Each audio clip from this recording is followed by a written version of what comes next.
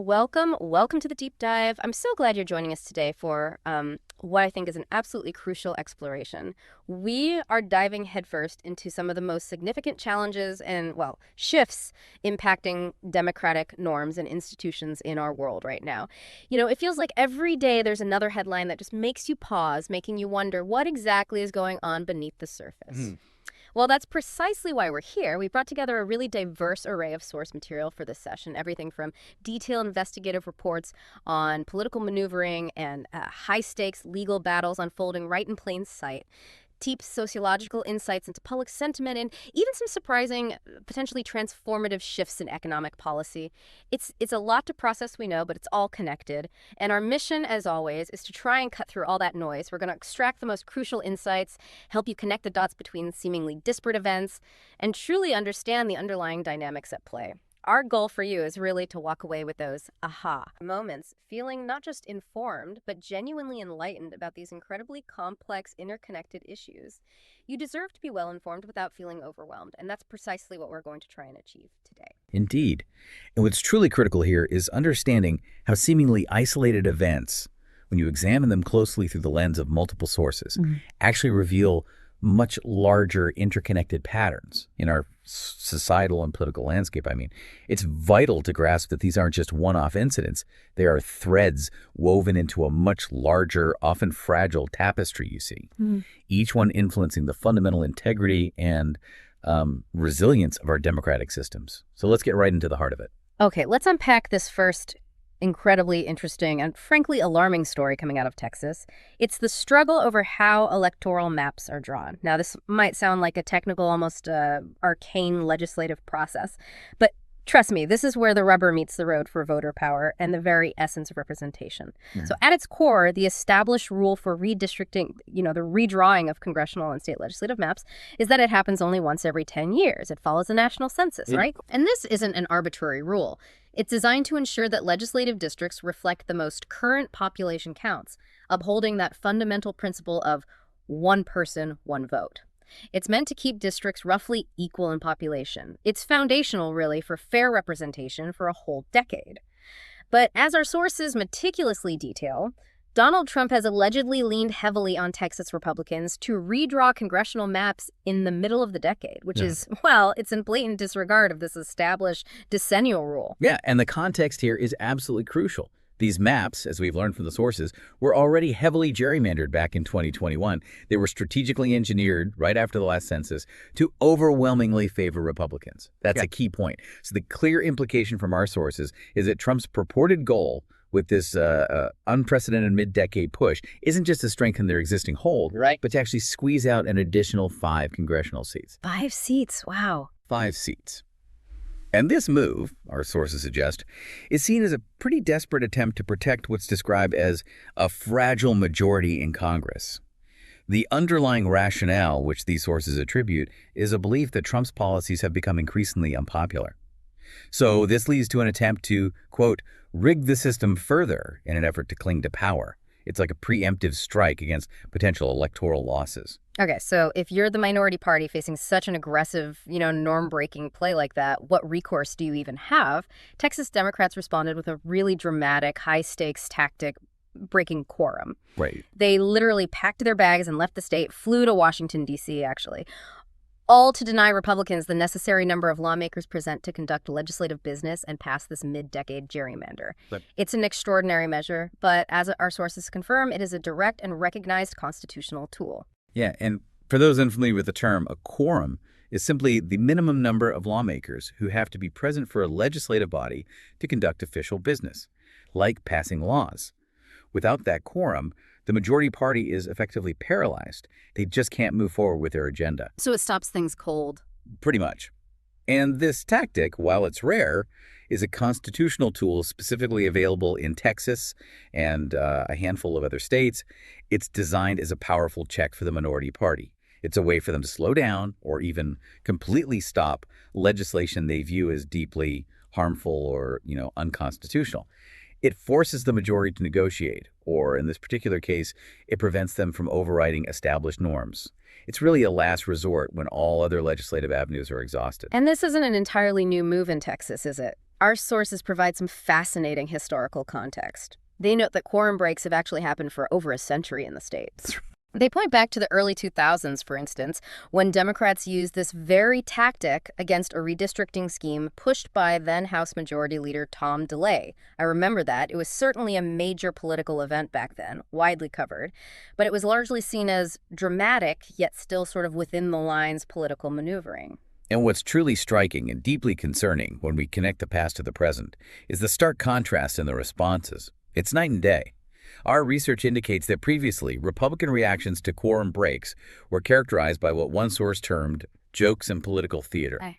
They even put up signs, if you recall, playfully mocking the absconding Democrats with phrases like Texas Dems, Yeah. ET phone home. Right, I remember those signs. It was certainly rough and tumble politics, a spirited partisan battle, sure, but it was understood to be within the generally accepted bounds of a political game. However, our sources are very clear. This time, the climate is fundamentally and alarmingly different. And here's where it gets really concerning, as you said.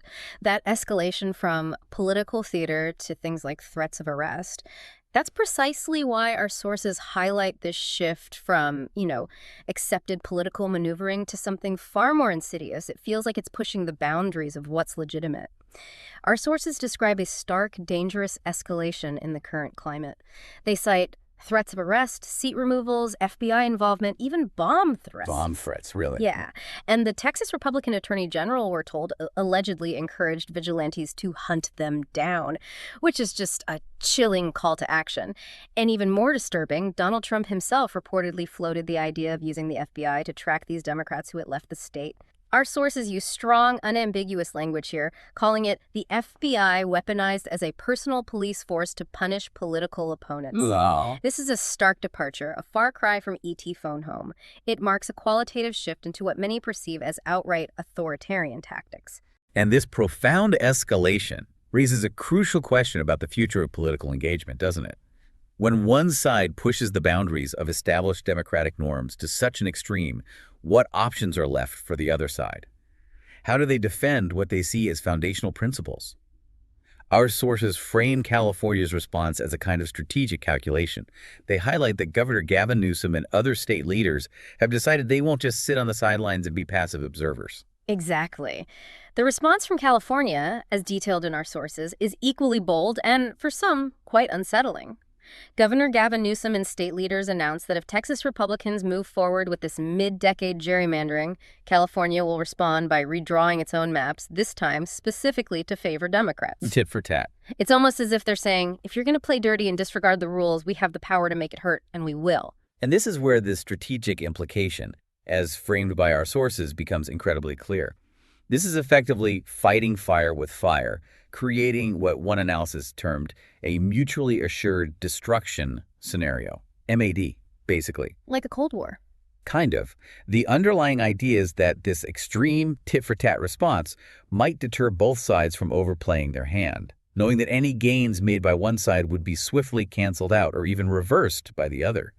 However, our sources are equally clear in acknowledging that, while potentially effective as a deterrent, this kind of political brinkmanship doesn't exactly feel like democracy. No, it doesn't. It's a sobering reflection of how broken the system has become, maybe, when such drastic, almost apocalyptic measures are seen as necessary just to prevent even worse outcomes, rather than relying on collaborative, good faith, legislative processes. So what does this all mean for you, the listener? Why should you care about these seemingly obscure legislative tactics playing out in Texas, or the strategic responses from California?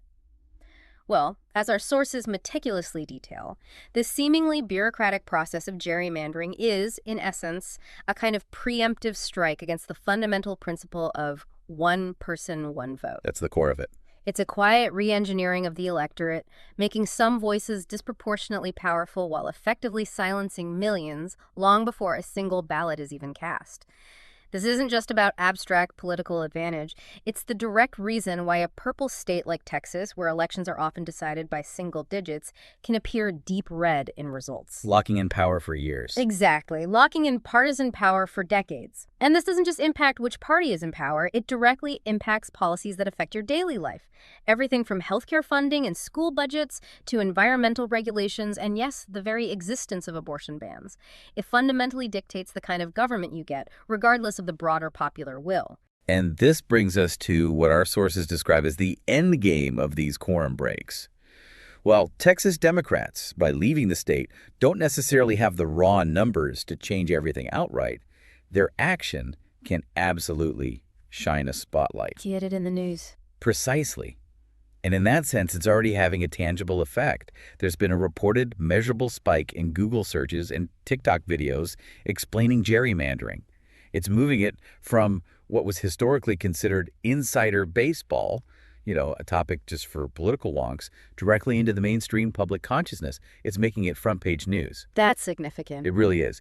And this sudden surge in public pressure, our sources suggest, might just force Republicans to back down strategically, not necessarily because of a moral awakening, but maybe from a calculated risk assessment of their own political standing and potential backlash. This public exposure elevates a previously obscure political process, making it significantly harder for those in power to ignore the will of the people. Okay, let's pivot now to a deeply disturbing and ongoing saga, one that continues to generate more questions than answers, frankly. We're talking about the Epstein files and the relentless, unsettling questions surrounding transparency and accountability that continue to swirl around them. This is a story woven with threads of power, deeply guarded secrets, and, well, a whole lot of unsettling loose ends. The core issue, according to the comprehensive reporting we've reviewed, seems crystal clear. The House Oversight Committee issued a leak. Made a remarkably different announcement. He stated the DOJ would start rolling out files on Friday, which is after the subpoena deadline, mind you, and then trickle out more records going forward. Just fill out. Yeah. Our sources don't mince words here, labeling this tactic as the oldest trick in the book. It's a classic strategy designed to delay, obscure, and tightly control the flow of information, effectively burying what they don't want the public to see by releasing it in drips and drabs, hoping interest just fades away. And here's where things get really strikingly strange. On the very same day the subpoena was ignored, the committee chose to take testimony from Bill Barr. He served as Trump's former attorney general, of course. Right. Our sources describe Barr as having consistently run interference for Trump throughout his presidency. From the handling of the Mueller report to other controversial allegations. The timing and the choice of this particular witness, well, it certainly raises eyebrows. It invites questions about their strategic priorities. What's truly illuminating here, and deeply unsettling, is Barr's key claim during his testimony. He asserted that he never saw Trump's name in the Epstein files during his entire tenure at the DOJ. He maintained Trump had absolutely nothing to do with it. Nothing at all. That was his claim. However, our sources immediately connect this statement to Barr's own significant and, frankly, documented credibility issues. They highlight a crucial detail. Barr's own father, Donald Barr, was the headmaster at the prestigious Dalton School. Okay, the school connection. Right. This is significant because it was at Dalton that Epstein, who was notably a college dropout with no teaching credentials, somehow landed a teaching job. This long-standing connection, dating back decades and involving a prominent institution, according to our sources, raises significant eyebrows. It suggests a potential conflict of interest, or at least a deeper, long-standing nexus of powerful, intertwined connections that Bill Barr was seemingly part of.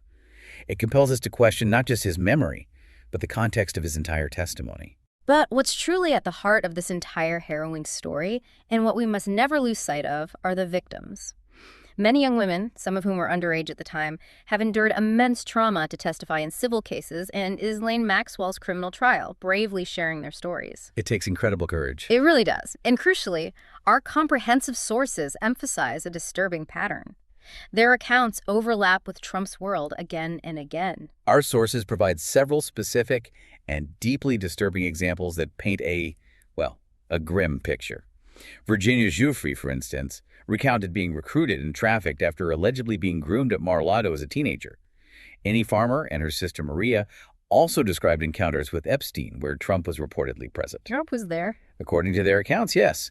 There are even chilling accounts from Maxwell's trial of a 14-year-old girl being brought to Mar-a-Lago while Trump was there, with Epstein making crude comments. Beyond these first-hand accounts, Trump's name repeatedly appears in Epstein's own flight logs and call sheets. Documented evidence. Flight logs, call sheets. Yes. Our sources also point to Trump publicly calling Epstein a terrific guy who likes women on the younger side, and even, quite incredibly, writing him a signed note in a book saying, "You're the greatest." You're the greatest. Wow. Furthermore, there are multiple stories of Epstein and Trump hosting parties together, sometimes with only the two of them and young women from beauty pageants. And witnesses testifying that Epstein's girlfriends were explicitly paraded in front of Trump. Whoops. These aren't isolated anecdotes. They accumulate to paint a disturbing and consistent pattern of proximity and interaction. And despite all these documented connections, these repeated overlaps, and the direct traumatic testimony from victims, our sources underscore a striking observation. The House Oversight Committee chose to depose Barr, the former Attorney General, who claimed to see nothing, rather than deposing the victims themselves or others with first-hand accounts of these unsettling events. Yeah, it's a curious choice. It really is. Given the wealth of information tying these events to powerful figures, it truly begs the question of what their priorities are and whether genuine accountability is truly being sought here. And this choice of witness and focus also raises a crucial question regarding Ghislaine Maxwell's situation. Her subpoenaed deposition was supposed to happen earlier this month, right? A key moment for potential new revelations. But it has been inexplicably delayed. Delayed? Why? Well, our sources detail a significant and troubling development.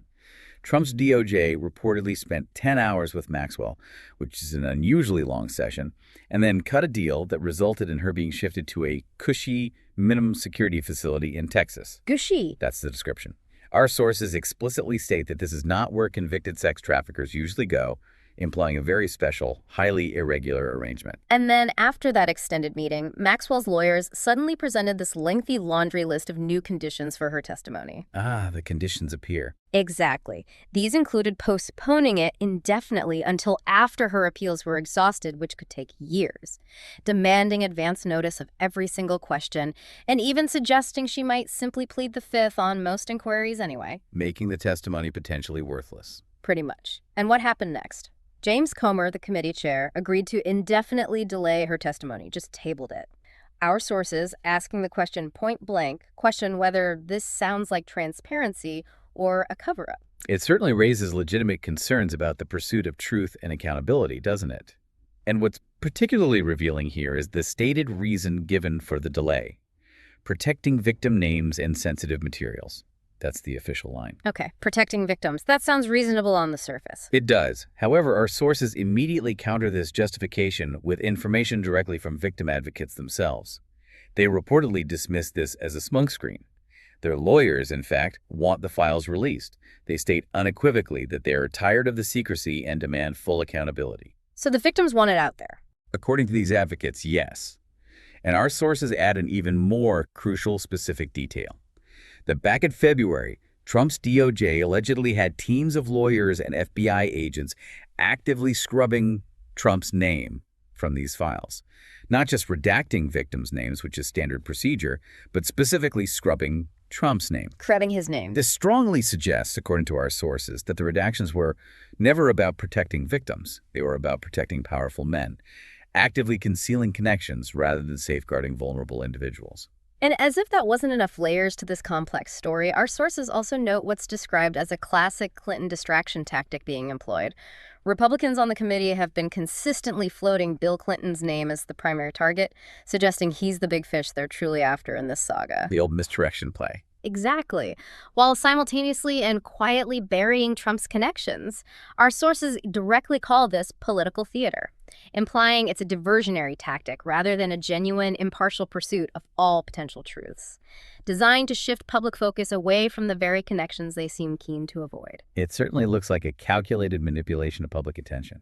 Okay, now let's pivot and dive into another fascinating story. This one's about powerful institutions making deals with power and the unexpected, often self-destructive consequences that can ripple through their foundations. This concerns some of the biggest, most prestigious law firms in the country, institutions traditionally seen as, bastions of ethical conduct and professional integrity.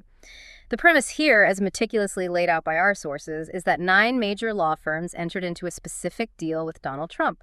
They genuinely believed, it seems, that this would protect their business interests and their professional reputations. A pragmatic move, they thought. Yeah, they saw it as a pragmatic, almost strategic decision to stay in the good graces of a president known for not playing nice with those who dared to cross him.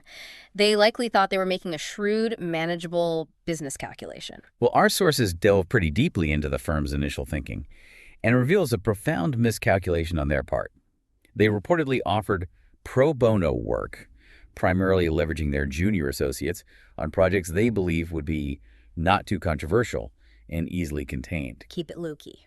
Right. Their expectation, according to this analysis, was that Trump would simply brag about receiving free services from such top-tier law firms, get some PR mileage out of it, and then they could simply move on with their regular, highly profitable business. But the sheer scale of this commitment is staggering. Collectively, they offered up to a nearly unimaginable $1 billion worth of free legal services. $1 billion. With a B. With a B, which demonstrates a fundamental misjudgment of Trump's modus operandi, really. They clearly believe they could manage or contain his demands. But here's the fundamental problem, as our sources so aptly put it, with a chilling clarity. You cannot make a deal with Trump and expect him to play by the rules you thought you agreed to. That seems to be a recurring theme. It really does. It's like signing up for what you believe is a friendly, casual game, only to find yourself suddenly thrust into a brutal, no-holds-barred steel cage match where the rules are constantly shifting and entirely at the whim of one player. The terms of engagement they thought they had established just dissolved. And what's truly illuminating is Trump's immediate and aggressive shift in demands, according to these sources. Instead of small-time charity work or contained projects, he reportedly wanted them working on high-stakes, high-liability trade deals. Not the easy stuff, then. Definitely not. These are notoriously complex and treacherous legal waters where, as our sources point out, you could sink a client, cost billions, and even put your law license in jeopardy. The stakes dramatically escalated beyond anything these firms had anticipated. It transformed a perceived minor goodwill obligation into a profound existential professional risk. This wasn't a side project anymore, it was core business with immense exposure. And to make it even more uncomfortable, even professionally compromising for these prestigious firms, Trump himself reportedly bragged about it openly. Oh, really? Yeah. Our sources state he publicly declared he could use their services for free, even going so far as to talk about sending 200 lawyers into trade negotiations as if they were his personal unpaid staff. It highlights his perception of the deal. Not a favor granted, but an absolute entitlement to a massive, free legal workforce from some of the nation's most respected institutions. So this raises a critical question. How did these firms, staffed by some of the sharpest legal minds, even get into this compromising position in the first place? Our sources explain that Trump had issued an executive order that legal experts across the board unequivocally called blatantly unconstitutional. Unconstitutional? How so? Well, this order attempted to control how law firms use their pro bono programs. He specifically disliked that some of this work went towards issues like immigration cases, which ran counter to his administration's policies. Now, what's truly fascinating here is the stark contrast. 4 other firms actually stood up to him and fought it out in court, and they won decisively. They fought back and won. They did. Judges ruled unequivocally that the president cannot tell private law firms what cases they're allowed to take for free, citing First Amendment issues protecting freedom of association and speech. Yet, the 9 firms that folded, the ones offering that astonishing $1 billion in services, evidently thought it was easier to just play ball. They prioritized avoiding a legal fight, perhaps, or perceived immediate financial loss over upholding the fundamental principle of judicial independence and free association, a decision that, well, has now come back to haunt them. So what does this all mean for these compliant firms now? Our sources specifically connect certain high-profile firms. Kirkland & Ellis and Skadden Arps, for instance, were formerly connected to Trump's Commerce Department through Boris Epstein, who was a known and controversial associate. All right, I know the name.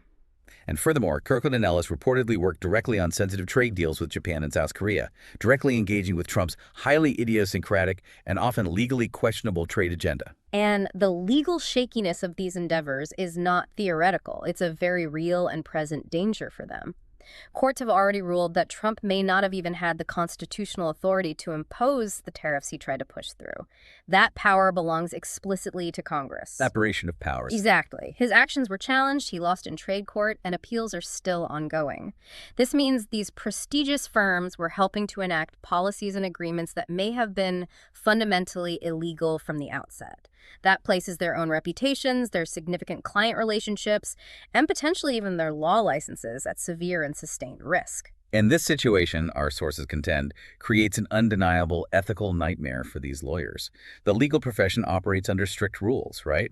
Lawyers cannot knowingly repeat client lies in a legal setting. Doing so risks severe disciplinary action, including disbarment. Huge ethical breach. Absolutely. Yet, with Trump, dishonesty is explicitly described as being baked into the deal. As one stark example, Trump claimed Japan was funneling $550 billion into the U.S. as part of a trade agreement. It was a claim that Japan's own negotiators flat out denied publicly. So the lawyers knew it wasn't true. It puts them in an impossible ethical and professional position. They're forced to navigate this minefield of potential client deception, which inevitably creates significant, lasting reputational damage. I mean, how can future clients, especially those with high ethical standards, trust counsel who participated in such questionable dealings? And the parallels to others who've worked closely with Trump are stark and sobering. They offer a powerful cautionary tale. Our sources cite vivid examples like Rudy Giuliani, Sidney Powell, Jenna Ellis. Their legal careers were essentially destroyed, law licenses suspended, criminal charges filed in many cases. A clear pattern. A very clear pattern. The source pointedly questions why these prestigious billion-dollar law firms, staffed by some of the smartest legal minds in the country, thought they'd somehow be the exception to this well-established pattern. It's a stark, compelling reminder that associating with this particular brand of politics often comes with a very steep personal, professional, and ethical cost. One that can fundamentally undermine decades of hard-earned credibility. So the overarching conclusion from our sources for this section is pretty dire. These firms could find themselves smack in the middle of a historic legal and economic disaster, depending on how the ongoing appeals of those contentious trade cases are ultimately decided.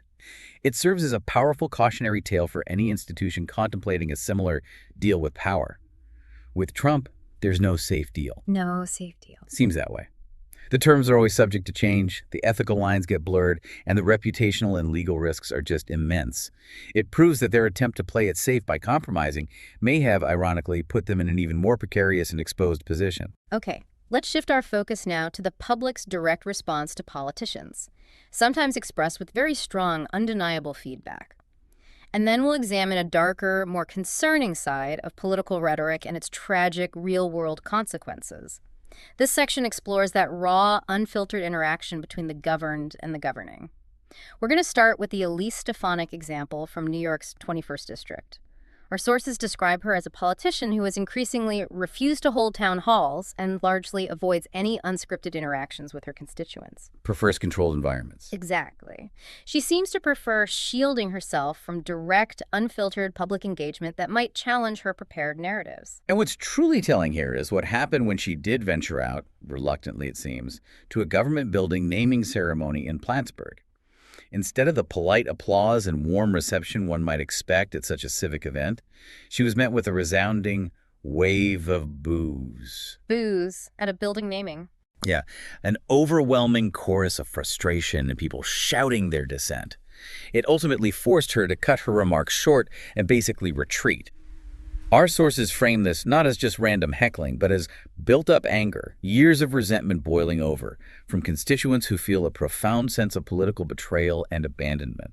It was a clear, unambiguous message from her own voters. And to really highlight that contrast in public reception, our sources offer another recent example.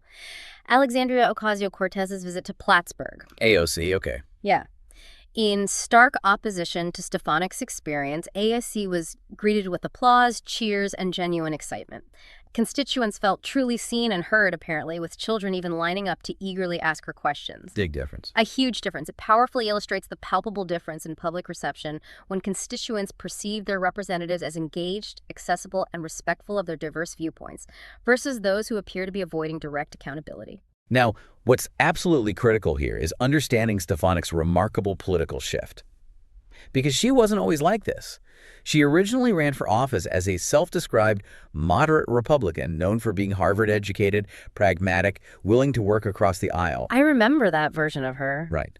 However, our sources note that she dramatically flipped her political stance and went all in on MAGA once Donald Trump gained undeniable control of the party. This radical transformation involved openly parroting Trump's unsubstantiated lies about the 2020 election, and even, chillingly, defending January 6 rioters by calling them hostages. Hostages, really? That's the term used. Our sources describe this profound shift as a direct betrayal to her constituents, many of whom had voted for a sensible, centrist Republican voice. It's also quite telling that Trump briefly floated her for UN ambassador, but then reportedly pulled the offer, citing the risk to her congressional seat. So even he thought she was vulnerable. It underscores her fragile political standing even within her adopted faction of the party. And this isn't just an isolated incident with Elise Stefanik. Our sources document a broader trend. They mention other examples of Magier Republicans facing similar vociferous public receptions when they venture out of their carefully constructed political bubbles. We're talking about Congressman Doug LaMalfa from California, who was literally showered with boos over proposed healthcare cuts that would directly impact his constituents. Healthcare is always a flashpoint. Always. Yeah. Then there's Congressman Brian Steele from Wisconsin, who was told flat out by an angry crowd that he don't represent us anymore. Voters articulated that he was more loyal to Donald Trump than to their community's needs. And Congressman Mike Flood from Nebraska faced an intense grilling over issues like SNAP cuts, healthcare, and even accusations of covering up Epstein files. Wow, they're bringing it all up. They are. The anger, the frustration, the sense of abandonment, it is palpable and surprisingly widespread, according to these reports. What's truly striking in these instances, as our sources painstakingly detail, is how they reveal a distinct and growing pattern. MAGA Republicans go out in public and they're met with boos, shouts, and angry questions. It's consistent. This consistent, raw feedback, our sources suggest, genuinely rattles them. And why? Because they're not used to it. Exactly. Because their MAGA bubble, the controlled rallies, the curated media appearances, the echo chamber of loyal supporters, simply doesn't prepare them for the raw anger of actual voters. Voters who feel abandoned, misrepresented, and profoundly unheard. It's a collision between a carefully constructed political image and an undeniable, uncomfortable reality. And it's not just lower-level politicians experiencing this dissonance either. Our sources even point out that Trump himself reportedly got booed recently at a WWE event. A WWE event. That's usually friendly territory for him. Right. A venue where he typically expects unwavering adulation. It's a striking collision between the Magi image, this myth of overwhelming popularity, collides with reality. It reveals that even his carefully crafted persona, built on an illusion of universal adoration, isn't always immune to genuine public discontent and rejection. Now, it's important to frame this pervasive public backlash correctly. It's not about politicians being victimized. Yeah. Rather, as our sources emphasize, it's democracy alive and kicking. People speaking up. Exactly. These moments of raw, unfiltered dissent are seen as ordinary people holding them accountable and demanding answers. It's a vibrant, if sometimes messy, expression of democratic participation where constituents are using their voices directly and unequivocally to express their dissatisfaction and to remind their representatives who they truly work for. It's a powerful, decentralized form of civic engagement. Okay, now, let's shift to a more somber and deeply disturbing theme.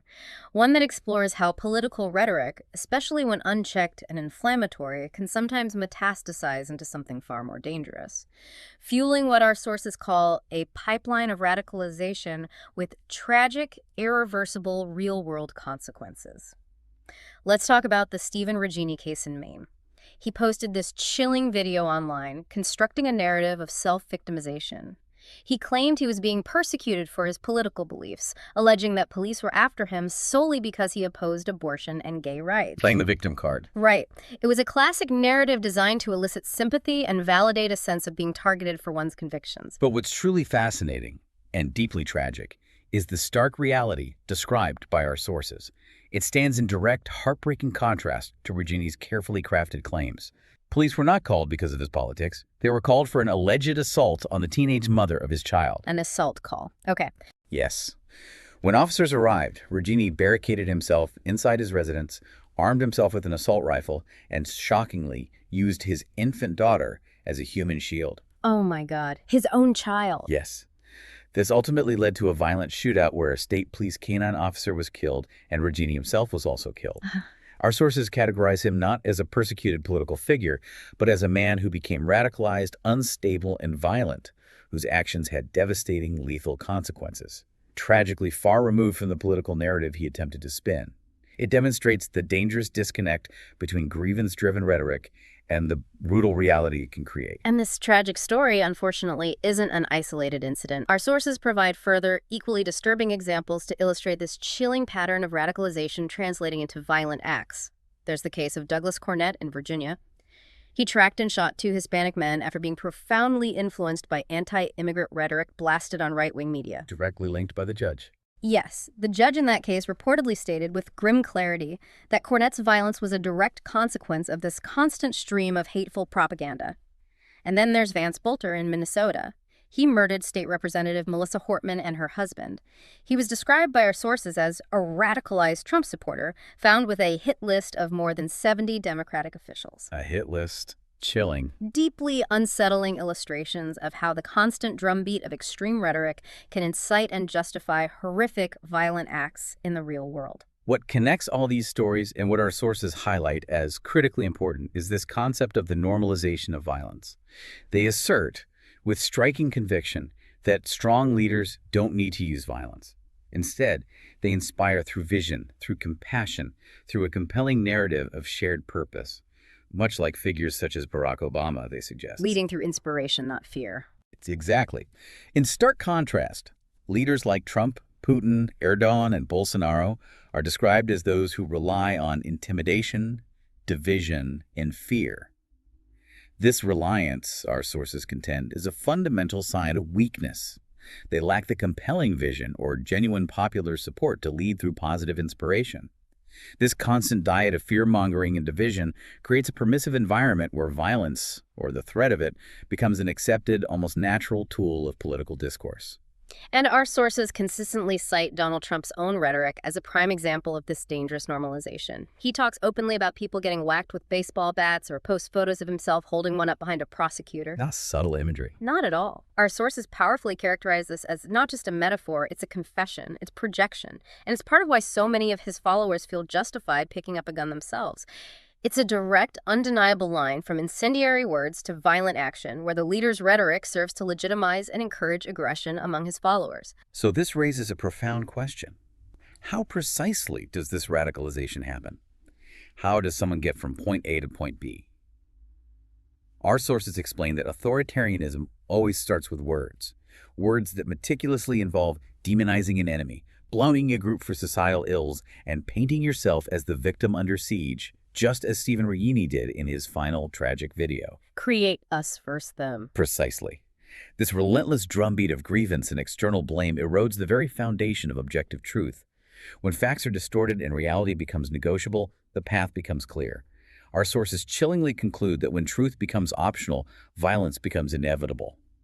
The erosion of shared reality directly paves the way for a justification of extreme measures. And the broader costs of this phenomenon are immense, extending far beyond the immediate violence. Yeah. Our sources identify not just the direct acts of aggression, but the pervasive, chilling fear created for minority groups, for public servants simply trying to do their jobs. A chilling effect on society. Absolutely. And the deep, corrosive erosion of trust within and between communities. It's also critically the corruption of truth itself, where objective reality is systematically replaced by cynical narratives designed purely to inflame, divide, and control. It fundamentally threatens the social fabric. But this profound challenge does not leave us without agency.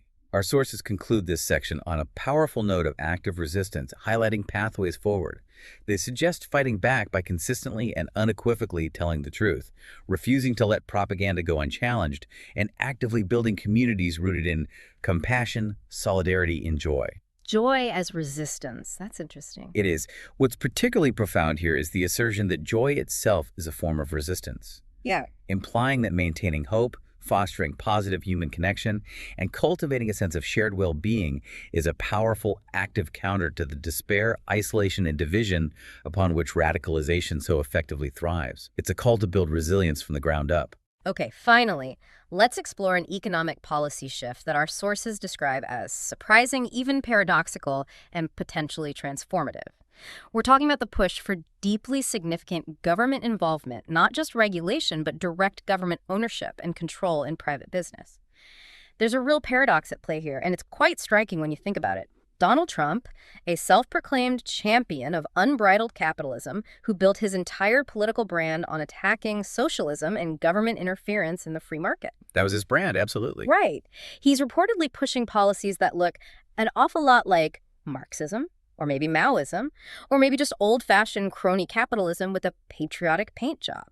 It's a profound and striking departure from his stated ideology. It suggests a deeply utilitarian and, well, transactional approach to economic policy. What's truly fascinating here, according to the sources, is Trump's long-running fascination with the sovereign wealth fund.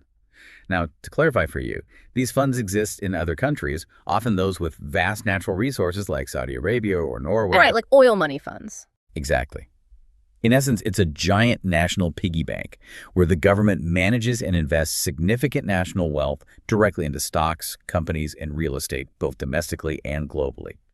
It's effectively the government acting as a massive national investor, wielding immense financial power. And Trump's reported goal for this wasn't just to create a rainy day fund or stabilize the economy, was it? No, not according to these sources. Our sources describe it as a colossal pot of money he could tap into outside the normal budget process, outside of Congress, outside of the checks and balances. His explicit aim was to make what he called strategic investments, personally directed by him and his allies. Bypassing congressional appropriation. Precisely. Our sources depict this vision as effectively creating a government-run hedge fund controlled by Trump and his allies, potentially giving him enormous unchecked financial power, bypassing traditional legislative oversight entirely. And the inherent problem, as meticulously described by our sources, becomes immediately apparent, doesn't it? Once you grant politicians direct, unchecked control over investments, the decisions are no longer primarily about what's genuinely profitable or what's best for the broader economy or what fosters healthy competition. It becomes political. It becomes fundamentally about who's connected, who's loyal, and who can cut a deal. This creates a clear, almost inevitable pathway for cronyism and political favoritism to dictate economic decisions rather than genuine market principles, ultimately distorting the free market and risking taxpayer funds for political gain. And our sources describe Trump's reported formula for dealing with corporations in a truly alarming and consistent way. It's a hostage deal approach. A hostage deal. Yeah. He reportedly would lean on a company, threaten them with regulation or blocked markets, effectively creating a crisis for their business, and then in classic transactional fashion say, well, maybe we can work something out. Maybe Uncle Sam could take a piece of the action. Leverage through threats. Exactly. It's a direct, almost coercive transactional leverage over private enterprise, blurring the lines between government and business in a really uncomfortable way. And our sources don't mince words on this transactional model. They emphatically state that that's not free enterprise, that's a shakedown. A shakedown. Strong words. Very strong. This suggests a coercive model where businesses are essentially forced to cede equity, profits, or control to the government just to avoid punitive measures. It fundamentally undermines the principles of a truly free market economy and replaces them with a system driven by political coercion and opportunism. It chills innovation and fair competition. Okay, so we have several key concrete examples where this vision is reportedly taking shape already. Take Intel, the struggling chip giant. Right. They've had troubles. Our sources report that it's being actively considered for a direct government stake, using leftover funds from Biden's CHIPS Act.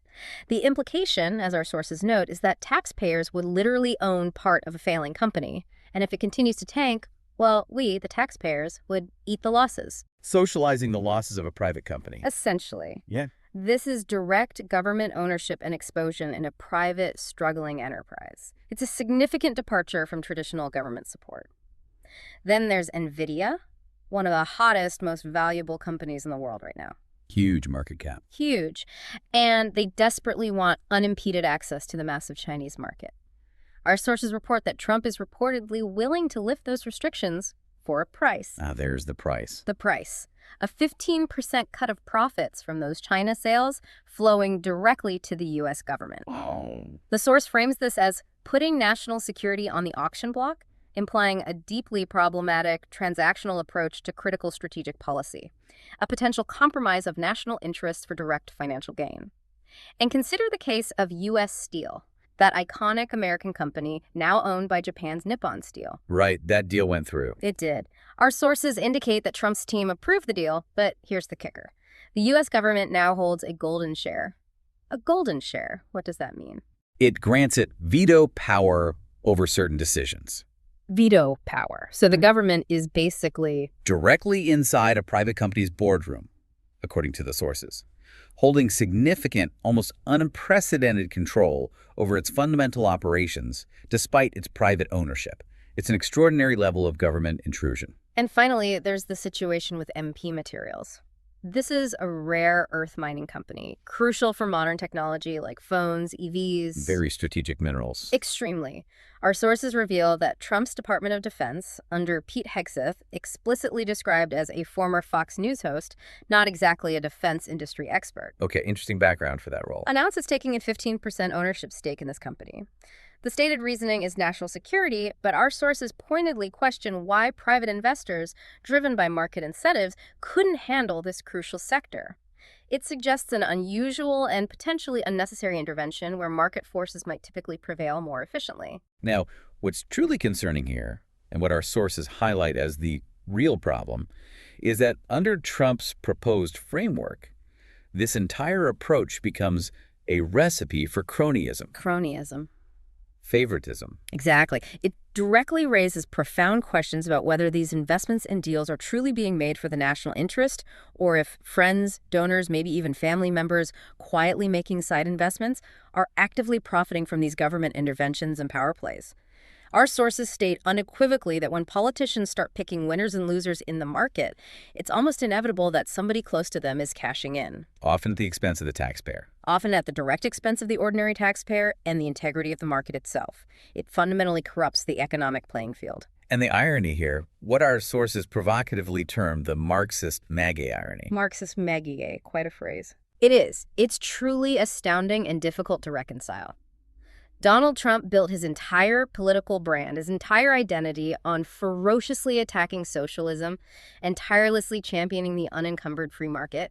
Yet he's actively constructing what looks remarkably like state-run capitalism, a system where the government directly competes against private investors, muscles its way into corporate boardrooms with coercive tactics, and makes sweetheart deals that often benefit the politically connected. It's a complete reversal, ideologically. Completely. Our sources ask, quite pointedly, how traditional golf course conservatives or influential Wall Street donors truly feel about this profound and ideological shift in core economic philosophy. It's a direct challenge to the very principles they claim to uphold. So the profound conclusion drawn from our analysis is that this represents a quiet yet seismic shift in the entire philosophy of economic policy. It's not just a tweak to regulations or a temporary measure to address immediate crisis. It's a fundamental redefinition of the government's role in the economy, blurring the lines between public and private enterprise. A fundamental shift. And our sources warn, with grave implications, that if the government starts playing investor, it's only a matter of time before it plays favorites. Fundamentally distorting the market, stifling true innovation, and ultimately creating an uneven playing field that disproportionately benefits the politically connected over genuine merit or market-driven success. This could reshape the American economy for decades. #outro. So as we bring together all the intricate threads of this deep dive today, it becomes profoundly clear, doesn't it? How these diverse stories, from the aggressive battles over gerrymandering and the enduring, unsettling questions surrounding the Epstein files, to the dangerous compromises made by prestigious law firms, the powerful, surging voice of public dissent, the chilling pipeline of radicalization, and even the surprising, almost paradoxical new economic models. They all highlight significant interconnected challenges to established norms and democratic systems. They show us with stark clarity that democracy is not a static ideal. It is a living, breathing, often fragile thing, constantly under pressure, being challenged, and perpetually reshaping itself through actions and reactions from all sides. Absolutely. It powerfully reinforces the idea that democracy and our societal structures are definitely not set in stone. They are dynamic, constantly being shaped, challenged, and redefined by the choices and actions of individuals and institutions, large and small. Understanding these complex dynamics isn't just an academic exercise. It is absolutely crucial for you, the listener, because these aren't just abstract political battles playing out on some distant stage. They directly influence the kind of society we live in, the values that define us, and the very future we are building together. It impacts everyone. It really does. Your awareness, your understanding, your informed perspective, that is the first indispensable step toward meaningful and impactful engagement. So as we wrap up today, here's a final provocative thought for you to consider, something to mull over and perhaps explore further on your own.